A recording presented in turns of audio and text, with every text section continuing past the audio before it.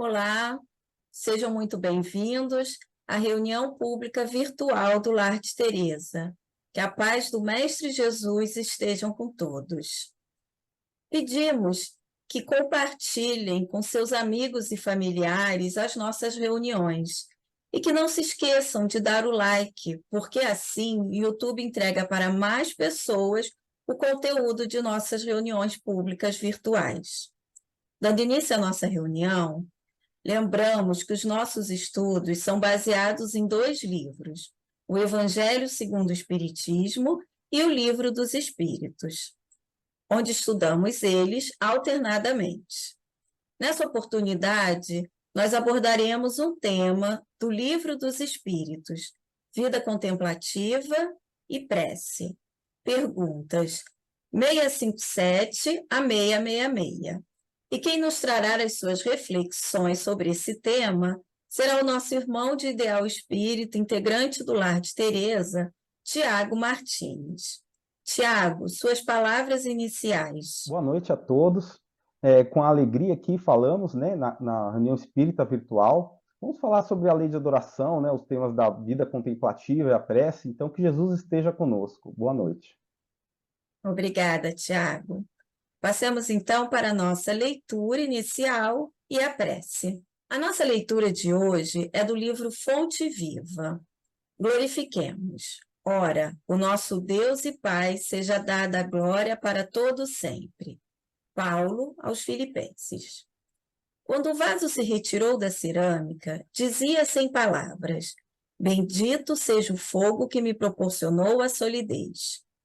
Quando o arado se ausentou da forja, afirmava em silêncio: Bendito seja o malho que me deu forma. Quando a madeira aprimorada passou a brilhar no palácio, exclamava sem voz: Bendita seja a lâmina que me cortou cruelmente, preparando-me a beleza. Quando a seda luziu formosa no templo, asseverava no íntimo: Bendita seja a feia lagarta que me deu vida. Quando a flor se entreabriu, veludosa e sublime, agradeceu apressada: Bendita a terra escura que me encheu de perfume. Quando o enfermo recuperou a saúde, gritou feliz: Bendita seja a dor que me trouxe a lição do equilíbrio. Tudo é belo, tudo é grande, tudo é santo na casa de Deus. Agradeçamos a tempestade que renova, a luta que aperfeiçoa, o sofrimento que ilumina. A alvorada é maravilha do céu que vem após a noite na terra. Que em todas as nossas dificuldades e sombras seja nosso Pai glorificado para sempre. Emmanuel. Essa é uma mensagem psicografada por Francisco Cândido Xavier. Vamos então, após essa mensagem, vamos acerenar os nossos corações, pensar no nosso Mestre Jesus e agradecer por mais essa oportunidade de estarmos aqui unidos em seu nome, para o estudo, para o esclarecimento que o nosso irmão Tiago nos trará, pedindo que os benfeitores de nossa casa estejam conosco, conduzindo essa reunião de hoje. Graças a Deus. Tiago, com as nossas melhores vibrações, a palavra é sua. Pois bem, né, o estudo de hoje ele dá continuidade ao capítulo da lei de adoração do Livro dos Espíritos, né? Então vamos começar com uma breve recapitulação de um conceito importante da parte anterior deste capítulo, que influencia nas questões seguintes, né? Então, na questão 654, né, o Kardec pergunta aos espíritos sobre se há uma forma preferida de adorar a Deus. E no meio da resposta, né, é dito pelos espíritos que Deus prefere os que o adoram do fundo do coração, com sinceridade, fazendo o bem e evitando o mal, aos que julgam com honrá-lo com cerimônias que não os tornam melhores para seus semelhantes. Então, veja bem, é parte fundamental desse conceito a ação que tomamos. Precisamos de agir no bem, não só, além de evitar o mal, agir no bem. E esse é um conceito importante para a questão que vem a seguir, que é a da vida contemplativa, a questão 657 do Livro dos Espíritos. Pergunta Kardec: Pergunta Kardec.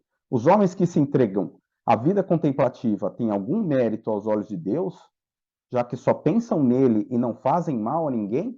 Então, quem se entrega a uma vida de isolamento apenas para pensar em Deus não está fazendo mal a alguém. Eles têm mérito para agir dessa maneira? E respondem os espíritos: não. Pois se não fazem o mal, também não fazem o bem, e são inúteis. Além disso, não fazer o bem já é um mal. Deus quer que se pense nele, mas não quer que se pense apenas nele, pois deu ao homem deveres a cumprir na terra. Aquele que se consome na meditação e na contemplação, nada faz de meritório aos olhos de Deus, pois sua vida é toda pessoal e inútil à humanidade, e Deus lhe pedirá contas do bem que não houver feito. Então, olha, isso está dentro do conceito da ideia de que a adoração a Deus é elevar o pensamento a Ele, mas é também agir no bem perante a sociedade. Se eu estou isolado no local, ainda que eu esteja procurando pensar em Deus, esses meus pensamentos não virarão atitudes, porque eu não estou me relacionando com outras pessoas. Então, eu não estarei praticando levando o bem ao mundo. E é isso que os espíritos esclarecem a nós essa questão. Então, é um ato que não há proveito para a sociedade, né? Por isso que não é uma ação recomendável, né? No entanto, há que se levar em conta, tem o livro Filosofia Espírita, do Espírito Miranês, né, pelo médium João Nunes Maia.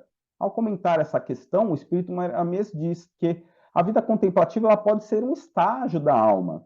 Eventualmente, a alma não está preparada ainda, não sabe direito onde se colocar perante a vida. Então, e ela pode achar isso na vida contemplativa. Ela fala, então, não é uma atitude que nós devemos recomendar às pessoas, não é algo que deva ser estimulado. Mas se o espírito sente que naquela encarnação há uma necessidade da alma dele, é possível que ainda assim pode haver um ganho para ele. Ainda que ele não vai estar fazendo um bem para o mundo, pode haver um ganho para o próprio espírito. E aquele momento de reflexão pode, no futuro, se tornar a origem de um trabalho maior no bem e perante o próximo. Talvez não naquela encarnação, mas numa encarnação adiante. Ainda não é algo que vemos muito, né, nos dias de hoje. Hoje é menos, né, diz o Espírito Miranês, mas é possível que haja essa situação. Um exemplo, não o caso de uma vida inteira, mas de parcelas da vida, ele comenta aqui na resposta que Jesus, os momentos de prece dele eram geralmente curtos, ele não se detinha muito tempos longos em prece, né, ele estava sempre movido pela ação. Mas durante os seus 13, entre os seus 13 e 30 anos, ele estava numa fase de preparação, não teve vida pública nesse momento. E é possível que haja, então, esses momentos de isolamento para o espírito se preparar para uma tarefa. É o caso, por exemplo, de Paulo, né? Paulo de Tarso. Depois que ele, na estrada de Damasco, vê Jesus e se converte ao cristianismo, Saulo, ele procura, vai à sinagoga e tenta convencer os outros judeus, seus compatriotas.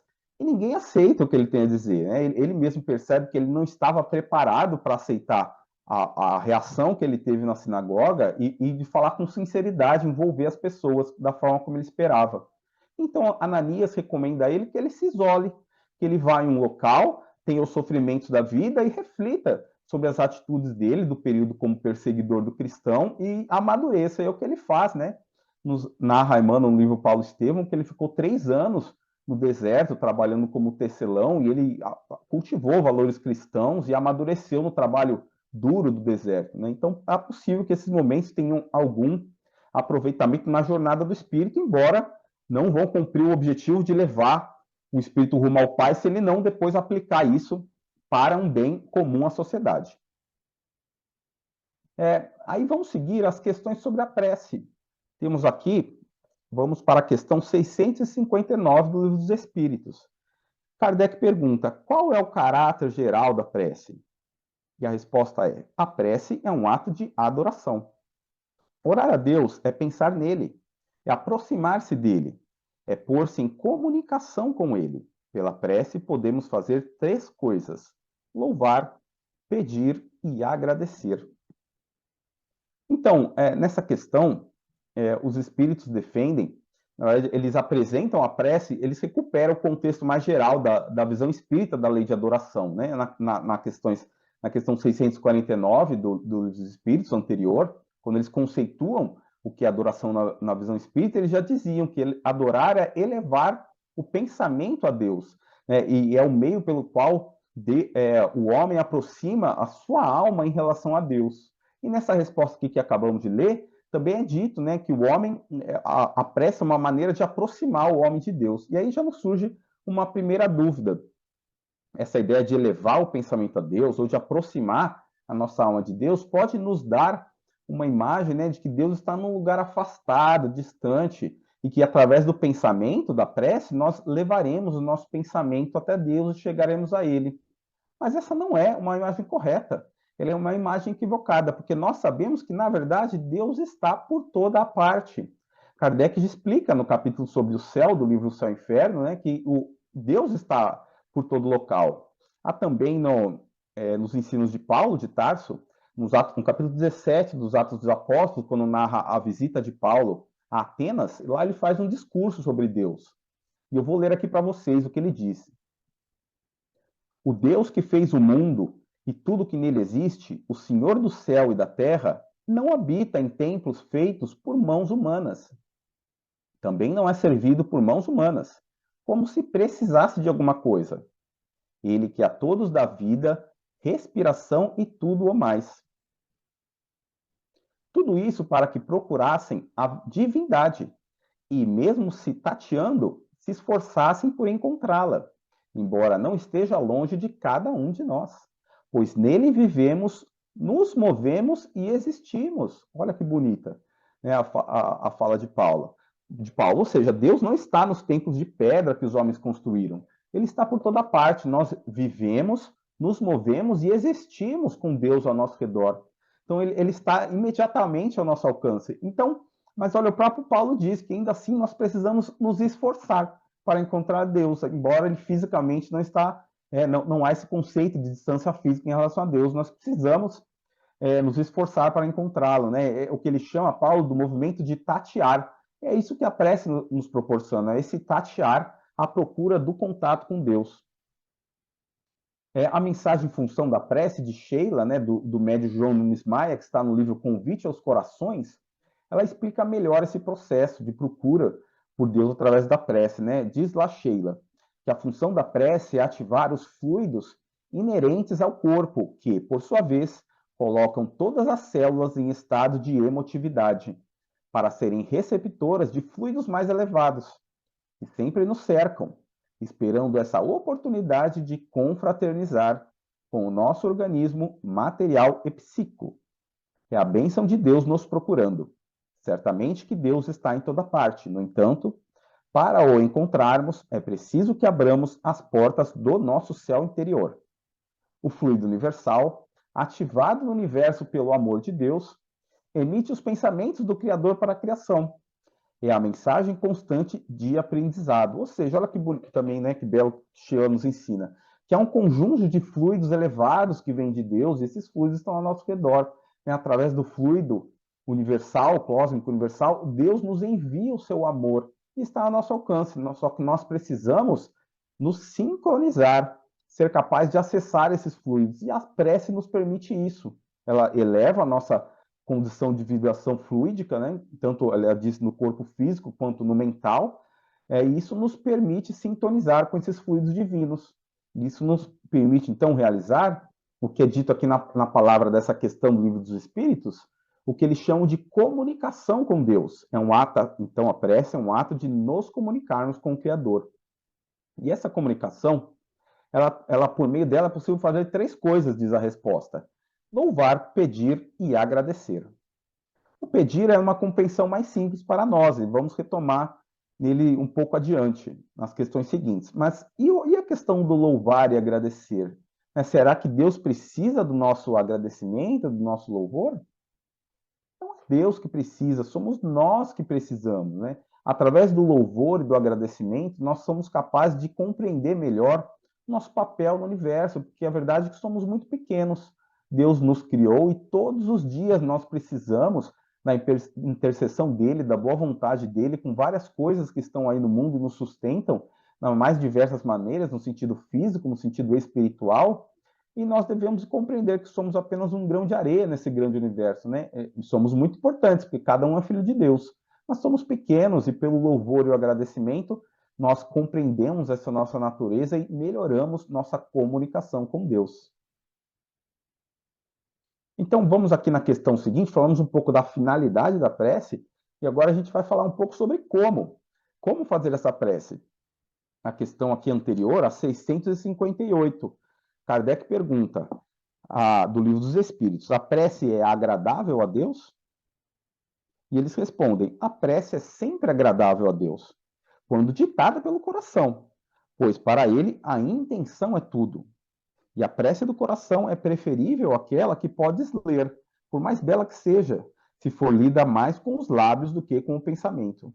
A prece é agradável a Deus quando dita com fé, fervor e sinceridade. Mas não creiais que o sensibilize a prece do homem vão, orgulhoso e egoísta, a menos que signifique de sua parte um ato sincero de arrependimento e de verdadeira humildade. Então, temos aqui um conjunto de elementos nessa resposta. O primeiro é a importância da intenção. Não é o fato de dizermos palavras bonitas, ter uma prece muito rebuscada. A importância não é as palavras em si que serão ditas, mas a intenção com que essas palavras serão ditas. É isso que nos ensinam os espíritos. Não é a forma, é o conteúdo, é aquilo que nos vem do coração quando nos comunicamos por Deus, como nos comunicamos com Deus. É a sinceridade de propósitos que coloca a fé naquilo que dizemos, né? E aí isso proporciona essa comunicação verdadeira com o Criador. E outra informação, segunda, que vem aí importante nessa resposta, é que tem uma certa conformidade entre o pensar e o agir, que é importante para a prece ter o seu verdadeiro resultado, né? Ele diz aqui, e aí uma cautela a forma como lemos a questão, porque ele diz que a prece do homem vão, orgulhoso e egoísta não sensibiliza a Deus, a menos que signifique um ato sincero de arrependimento e humildade. A gente tem que tomar cuidado para não ter uma leitura muito binária, no sentido de que, em que sentido digo isso? Porque nós conhecemos para a doutrina espírita que o orgulho e o egoísmo estão na origem de todos os males morais da humanidade. Então, se nós somos espíritos que estão na condição de estar encarnados aqui na Terra, que não é o planeta dos mais evoluídos, isso significa que nós teremos orgulho e egoísmo. Todos nós que estamos aqui na Terra, em maior ou menor grau, mas todos teremos orgulho e egoísmo em nós a superar. Então, também não podemos imaginar que só podemos fazer a prece se isso significar que daqui por diante eu me arrependi e me tornarei uma pessoa humilde. Não, porque isso é um processo. Não vai acontecer de uma noite para outra, não é num momento para outro que deixaremos de ser orgulhosos e egoístas. A questão é a atitude que tomamos na prece. Nós precisamos ser capazes de reconhecer essas falhas em nós e pedir com humildade ajuda a Deus para nos tornarmos pessoas melhores. É disso que trata a próxima questão, né? É um tema que é desdobrado nas questões 660 e 660A. Ele pergunta na 660A, como tem pessoas que que oram bastante, mas elas são ciumentas, são egoístas, invejosas, impertinentes, aí ele diz ali uma série de adjetivos negativos, né? E pessoas que oram muito, como que isso é possível? E aí, na resposta, ele tem duas frases interessantes que nós vamos ler. A primeira ele diz que o essencial não é orar muito, mas é orar bem. Então, não é a pessoa orar muito, muito, muito que vai fazer com que isso lhe dê um resultado efetivo, mas que as palavras que ela diz sejam sinceras. É uma oração que deve ser efetiva, ainda que curta, deve ser sincera. E outra coisa que ele diz também é que para essas pessoas a prece é uma ocupação, um emprego do tempo, mas não um estudo de si mesmas. Olha que importante. A prece também tem o caráter do conhecimento de si mesmo. Pela prece, quando nós nos defrontamos com Deus, procuramos a Ele, se ela é sincera, inevitavelmente nós vamos refletir qual é a origem dos nossos erros. O que nos faz não sermos uma pessoa tão boa quanto poderíamos ser? Isso vai ser um processo de autoconhecimento. Então, a prece deve ser um estudo de si mesmo. Tem um exemplo disso interessante dado por Jesus numa parábola que é contada no Evangelho de Lucas, sobre um publicano e um fariseu que vão ao templo orar.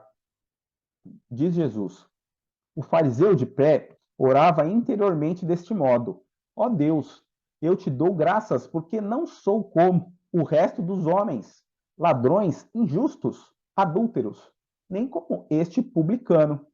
Jejuo 2 vezes por semana. pago o dízimo de todos os meus rendimentos.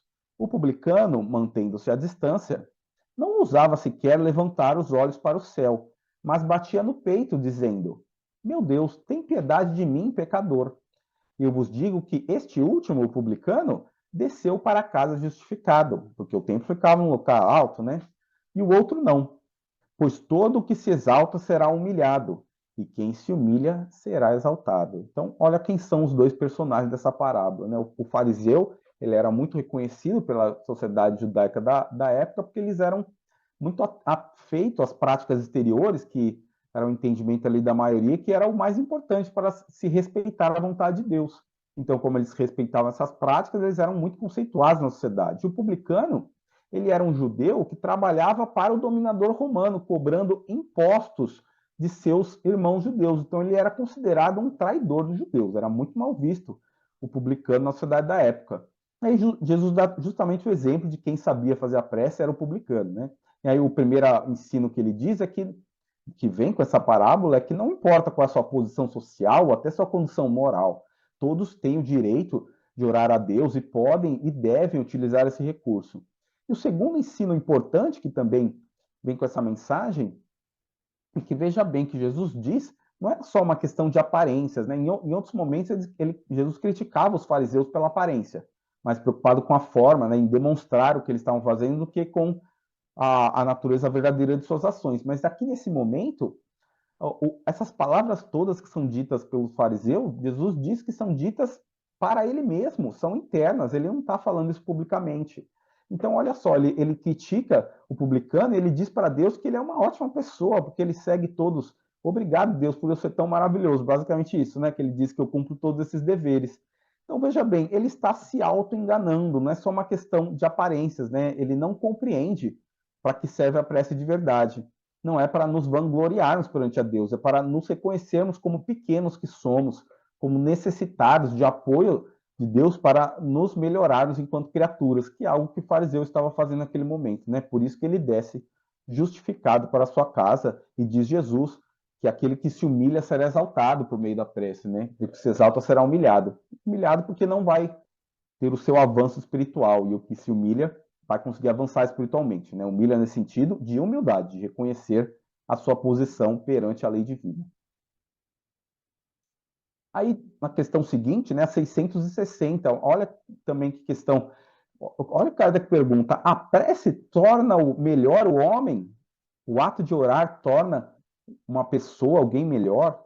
E olha o que respondem os espíritos, eles dizem que sim. Eles dizem o seguinte, que sim, por quê? Por dois motivos. Porque aquele primeiro, a prece, claro, deve ser aquela com fervor e confiança, a prece verdadeira, né? E tem dois motivos pelos quais ela torna a pessoa melhor. Primeiro, que fortalece contra as tentações do mal. Então, todo tipo de má ação, inclusive a ação má de não agir no bem, né? Porque não agir é o mal também, já aprendemos. E também porque ela traz o concurso dos bons espíritos para nos ensinar, nos inspirar, porque eles estão lá para nos apoiar, assim como Deus está sempre nos apoiando, sempre que rogamos pelos bons espíritos, eles estarão lá também para nos ajudar. Nós é que não procuramos isso, então quando fazemos a prece, procuraremos esse concurso, né? E a inspiração deles vai, não pela prece em si, mas pela consequência dela, vai nos ajudar a nos tornarmos pessoas melhores. E ele diz também que o socorro, quando é pedido com sinceridade, sempre vem. Nem sempre da forma como imaginamos, mas de uma forma ou de outra haverá esse socorro, né? Tem uma mensagem de Emmanuel, psicografia de Chico Xavier, no livro da Esperança, que ele diz que a prece em uma alma que está em lutas, ela é como uma lâmpada que se acende numa casa bagunçada. A lâmpada não vai arrumar as coisas para você, mas ela mostra onde está a bagunça. E aí você se esforça e arruma as coisas. A prece ilumina e você age para com inconformidade, enxergando o caminho e tomar as ações corretas. Nessa mensagem também que mencionamos pouco atrás aqui de Sheila, ela diz mais outra coisa interessante. Ela diz que nós precisamos sempre estudar a ciência divina e aplicar os conceitos de vida, né, vida cristã. Porque, e claro que faremos isso com a prece, porque na nossa vida, na Terra ou no plano espiritual, estamos sempre sujeitos a mudanças que vêm do ambiente externo. Olha que, né, que Sheila diz isso importante que ela diz para nós. Porque quando nossa vontade está alinhada com os ensinamentos de Jesus, ela diz que as mudanças se tornam um fator de aceleração do nosso progresso, elas virão. E o fato de estarmos orando e sintonizados com o ensino do Cristo faz com que nós possamos acelerar, aproveitar as circunstâncias que chegam, porque ela diz que os nossos talentos serão despertados mais cedo. Isso proporciona um avanço no progresso do Espírito. Nesse mês de setembro, né, que é um mês tão importante, que é o aniversário do Lar de Teresa, nós vamos lembrar aqui uma passagem ocorrida na infância da benfeitora de nossa casa, de Teresa de Lisieux. Né? Ela vem de uma família, tanto a mãe quanto o pai dela eram muito religiosos. Né? Os dois tentaram, o pai dela tentou ser padre, entrar no mosteiro, e a mãe dela tentou ser freira, e os dois, por motivos diferentes, foram recusados. Né? E aí, eles se encontraram, se casaram, tiveram 9 filhos, né? 4 faleceram muito pequenos e criaram 5 filhas, 5 meninas, né? E Teresa de Lisieux era a mais nova delas. E ela era uma criança muito feliz, sempre ligado, era uma família que cultivava muito os valores religiosos, então todas as 5 filhas tinham, em algum momento de sua vida, carregaram isso consigo. Só que aos 4 anos de idade, a mãe de Teresa faleceu. E foi uma dor muito grande para o coração dela. Isso mudou, ela narra no seu livro de memórias, que isso mudou a forma dela de agir perante a vida.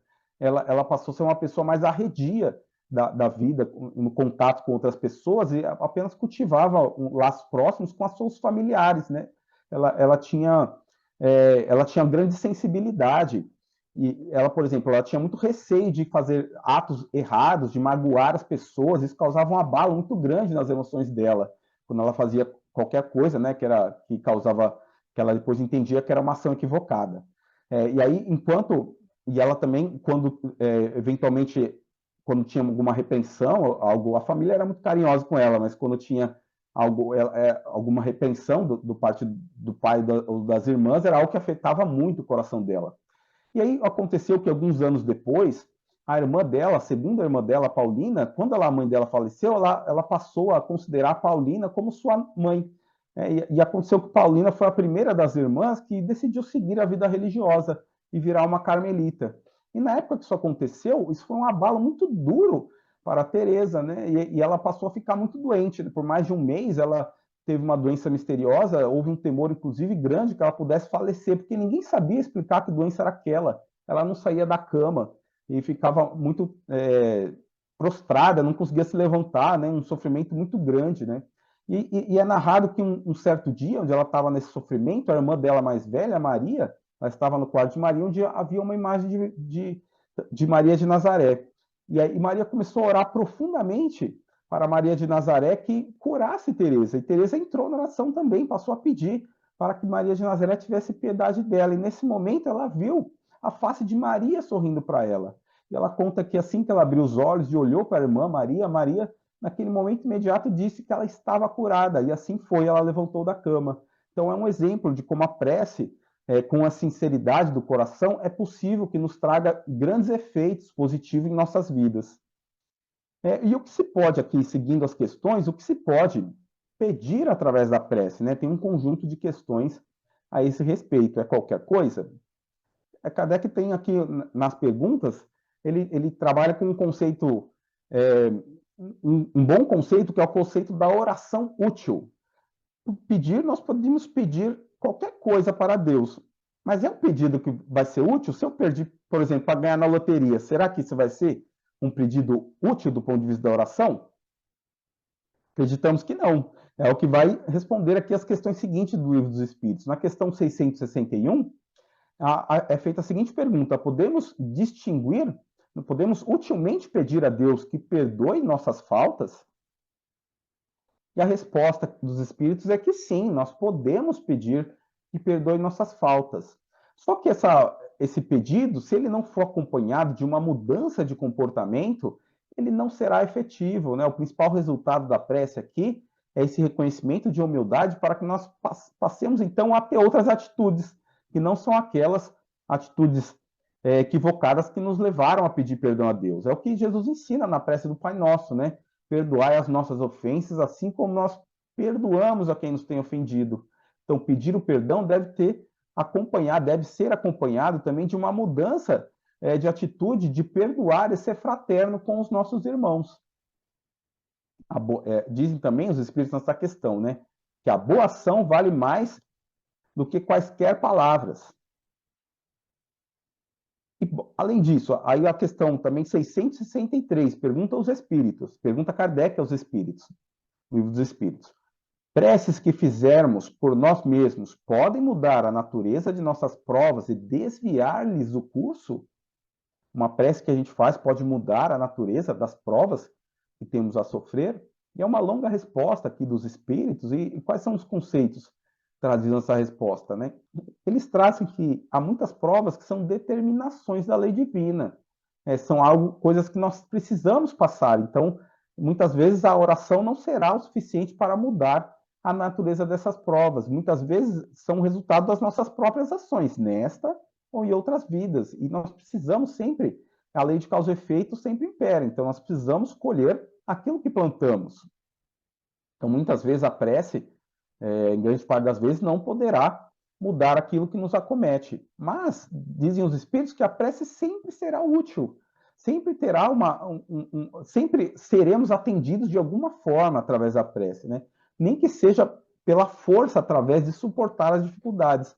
Porque uma prova que pode parecer muito difícil para nós e que não conseguimos lidar com elas, quando nós fazemos a oração, nós podemos receber do mais alto, dos Espíritos de Deus, o apoio que precisamos para que essa prova seja mais leve para nós. A prova será a mesma, mas a nossa disposição para encará-la pode ser totalmente diferente quando reunimos esse apoio. E que mais também os Espíritos dizem, né? Que em muitas situações a prece é efetiva, ela é atendida. Aquilo que nós pedimos é atendido para nós. Só que muitas vezes, nesses casos, nós não percebemos a ação de Deus e de seus intermediários. Se não é um milagre, a gente não entende que veio por meio de Deus. Kardec dá um exemplo disso no capítulo 27 do Evangelho segundo o Espiritismo, né? Ele dá o exemplo de um homem perdido no deserto que pede a Deus que venha ali socorrer. Ele está perdido no deserto e vai desfalecer ali sem água. E o Senhor manda a ele um bom espírito, um anjo, né? Não para lhe dar água, mas é um espírito que vai lhe inspirar a seguir, reunir suas forças e seguir um certo caminho numa certa direção. Ele reúne todas as forças que tem e vai naquela direção. E num certo momento o homem encontra água. Aí Kardec diz que o que vai acontecer dali vai depender da compreensão da pessoa. Se é uma pessoa que entende as questões espirituais, ela vai dizer, obrigado, meu Deus, entendendo que aquela inspiração que lhe veio de seguir naquele caminho foi um resultado da ação divina. Mas se não é a pessoa que tem essa compreensão, né, ela vai dizer o quê? Que foi a sorte, ou que boa ideia que eu tive. Mas, de uma forma ou de outra, ele pediu a ajuda divina e recebeu, compreendendo ou não a natureza desse resultado. A questão 662 é perguntado se é possível orar de forma útil por outras pessoas. O espírito, e aí Kardec também, os espíritos respondem que sim, se é uma prece sincera. Né? Nós possuímos em nós, há essa frase aqui na resposta, nós possuímos em nós, pelo pensamento e a vontade, um poder de ação que se estende além dos limites da esfera corpórea. Então, mesmo que somos espíritos, somos almas, né, espíritos encarnados, estamos presos aqui no nosso corpo de carne, mas ainda temos nossas faculdades espirituais, o nosso poder de pensamento e de vontade é capaz de realizar coisas, né, além da nossa esfera corpórea. Então, pelo bem pensar, podemos sim atuar favoravelmente a outras pessoas. Por exemplo, mobilizando bons espíritos para ajudarem aquelas pessoas, aquela pessoa que queremos ajuda. Nosso bom pensamento vai ajudar a sensibilidade dela para os bons espíritos que tentarão nos ajudar, apoiando aquela pessoa. Outro exemplo também da vida da nossa benfeitora Teresa de Lisieux. Ao longo de sua vida, desde esse momento do falecimento de sua mãe, ela passou por anos por essa situação que ela tinha de dificuldade de lidar com os sentimentos que lhe vinham, né? Ela dizia que ela tinha muitos escrúpulos, então ela ficava muito sensível com as dificuldades que apareciam, e assim durou por um período de aproximadamente 10 anos, né? Quando ela estava próxima de completar seus 14 anos, em uma noite de Natal, ela passou por uma adversidade que usualmente a perturbaria muito, mas ela decidiu naquele momento que ela não se perturbaria com aquilo, que o foco dela seria agir com a caridade e agir em nome de Jesus. Ela falou que dali em diante o comportamento dela, por a forma de ver uma nova atitude, mudou totalmente a forma de agir dela perante a vida. E ela conta que a primeira ação dela, como trabalhadora de Jesus, ela leu sobre um homem que foi condenado à morte, né? Ele seria, pouco mais de um mês, ele seria cumprida a execução de sua sentença. E ela decidiu que tentaria, então, que aquele homem se arrependesse, reconhecesse Jesus antes do seu passamento. Ela oraria profundamente pela alma daquele homem. Ela pede ajuda de sua irmã Celina e juntas elas oram, ela pede a Deus que lhe dê algum sinal do arrependimento daquele homem, se assim tiver ocorrido, né? E se aproxima a data ele era um criminoso que não se arrependia do que havia feito, né? E aí o jornal do dia seguinte ao falecimento do homem, né?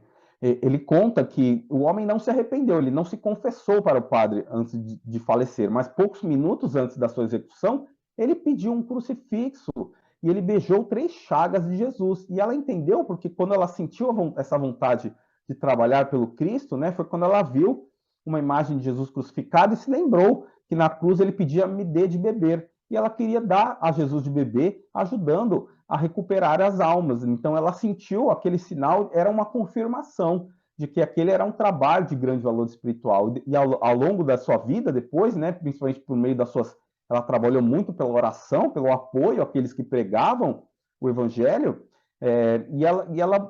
ela teve a vida curta, mas ela deixou em suas memórias ficaram grandes ensinos de como viver com simplicidade a fé, que não são só os grandes homens, os grandes santos, mas qualquer um de nós, na sua simplicidade, tem como encontrar a Deus. E foi uma mensagem que tocou o coração de muitas pessoas, né? E tem na prece um valor fundamental.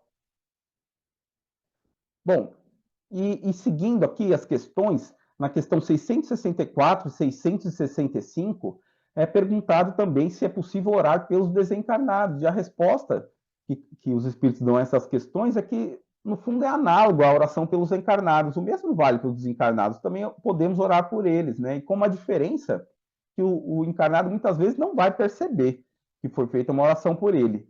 Ou se perceber os benefícios dessa oração, pode não entender, né? Que isso veio de uma oração, em geral. Só que o desencarnado, em geral, vai compreender isso. Se ele estiver desperto, o pensamento chegará a ele. Kardec diz também que a prece é uma invocação, ela comunica, liga o pensamento de 2 espíritos. E quando oramos pelo bem de um espírito, ele vai sentir, o pensamento vai chegar a ele. E ele vai ficar contente que lembraram dele. E esse pensamento positivo vai ser uma consolação para ele enfrentar as suas provas. E ainda que sejam provas, a prece em si não vai encurtar a sua prova, mas ela vai lhe dar o apoio dos bons espíritos e lhe dará forças para superar aquela prova. E mesmo se ele não for um espírito desencarnado que esteja desperto, a prece poderá ser benéfica a ele, né? No livro Os Mensageiros, de André Luiz, Psicografia de Chico Xavier, é contado a visita de André e o seu grupo a uma instituição de socorro que fica ali próximo às esferas da Terra.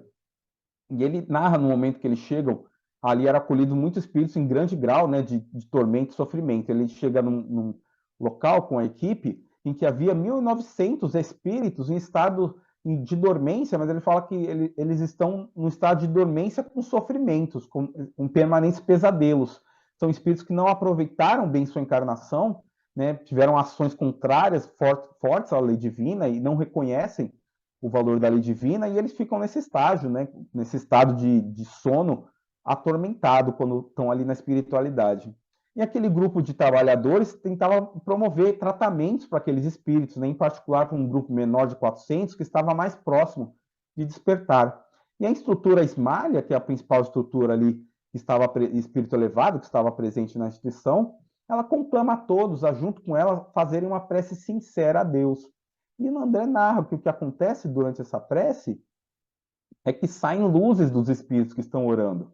Ismália tem a luz mais poderosa, mais forte, as suas cooperadores em seguida, o instrutor Aniceto na ordem, e o próprio André tem uma luz também, embora ainda muito fraca, ele tem uma luz. E alguns dos espíritos cooperadores não. Mas o fato é que, em sua maioria, eles emitem essas luzes, e aí, logo em seguida, vem uma chuva de focos de bênção divina que recaem sobre todos aqueles que estão orando. E o que é interessante é que a forma como esses flocos recaem é igual entre todos os espíritos, né? Não importa qual é a condição evolutiva, todos recebem o mesmo volume dos flocos da bênção divina sobre si. O que a diferença é que os espíritos mais avançados, em especial o Ismalha, né, quando esse foco recai sobre eles, saem bolhas, portando partículas força da luz divina, e essas bolhas vão até aqueles espíritos em condição catatônica sofredora.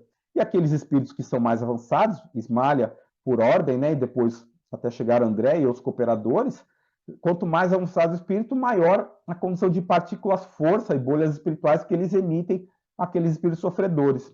E num certo momento, quando acaba ali a operação da prece, né, dois daqueles espíritos se erguem. Eles ainda estão desesperados, eles saem correndo, mas é explicado ali, e depois seriam atendidos. Então, olha como é um processo, né? Todos foram beneficiados, aqueles que estavam numa situação mais próxima de despertar, despertaram, mas aí ele explica um pouco sobre a dinâmica da prece. E algo importante que o instrutor explica, André Luiz, instrutor Aniceto, é que toda prece recebe resposta. Então, nunca devemos de deixar de recorrer ao recurso da prece.